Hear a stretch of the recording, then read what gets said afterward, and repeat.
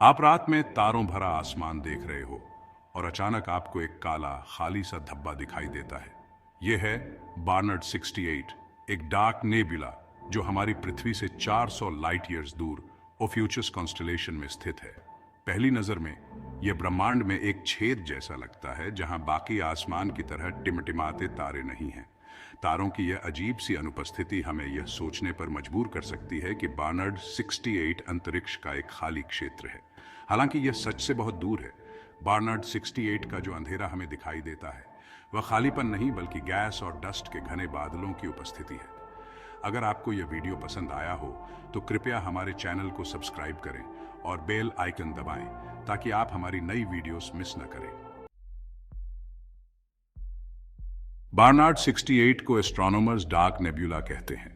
ये cosmic clouds, Interstellar dust और gas से इतने घने होते हैं कि ये बैकग्राउंड स्टार्स से आने वाले प्रकाश को रोक देते हैं। ब्राइट नेबुले के विपरीत, जो पास के तारों से निकलने वाली ऊर्जा से चमकते हैं, डार्क नेबुले ठंडे होते हैं और अपारदर्शी दिखाई देते हैं। बार्नर्ड 68 के खाली दिखाई देने का कारण यह है कि इसके अंदर मौजूद डस्ट विजिबल लाइट को सोख लेता है और बिखेर देता है।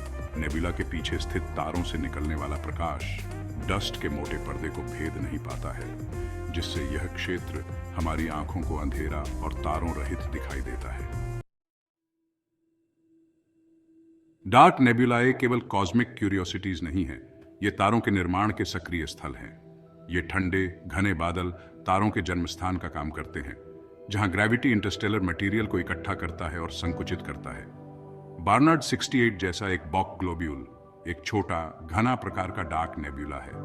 इन अंधेरे और धूल भरे बादलों की गहराई में ग्रेविटी धीरे धीरे आसपास के गैस और डस्ट को अपनी ओर खींचता है। जैसे जैसे मटेरियल ढहता है, यह गर्म होता जाता है और केंद्र में संकुचित होता जाता है। अंततः एक प्रोटोस्टार का निर्माण करता है। ये प्रोटोस्टार्स पूरी तरह से बने हुए तारों के पूर्वज होते हैं। डार्क नेबुले के भीतर तारों के जन्म में ग्रेविटी एक महत्वपूर्ण भूमिका निभाता है। बादल जितना घना होता है, उसका ग्रेविटेशनल पुल उतना ही मजबूत होता है। जैसे जैसे ग्रेविटी अधिक मटेरियल को अंदर की ओर खींचता है, केंद्र में स्थित प्रोटोस्टार द्रव्यमान और तापमान में बढ़ता रहता है।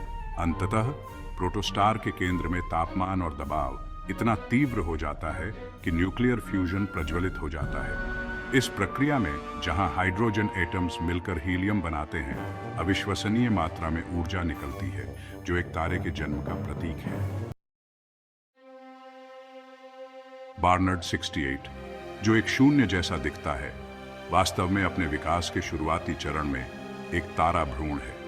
यह आधे लाइट ईयर जितना फैला हुआ है और इसमें हमारे सूर्य के द्रव्यमान से 2 गुने तारे बनाने के लिए पर्याप्त सामग्री है। ऑब्जर्वेशन से पता चलता है कि बार्नर्ड 68 अभी तक सक्रिय रूप से तारे नहीं बना रहा है, लेकिन यह ऐसा करने की कगार पर है। बादल अभी भी सिकुड़ रहा है और यह केवल समय की बात है, जब इसकी अंधेरी गहराई में तारों के जन्म के लिए स्थितियां अनुकूल हो जाएंगी। बार्नर्ड 68 हमारी आकाश गंगा में बिखरे हुए कई डार्क नेबुले में से एक है। एक और उल्लेखनीय उदाहरण पाइप नेबुला है, जो बार्नर्ड 68 से ज्यादा दूर नहीं, ओफ्यूचस कॉन्स्टलेशन में स्थित है।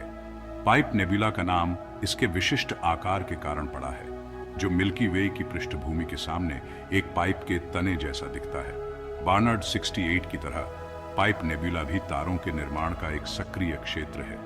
इसके अंधेरे धूल भरे बादलों के भीतर नए तारे जन्म ले रहे हैं, जो इंटरस्टेलर डस्ट के मोटे पर्दे से छिपे हुए हैं।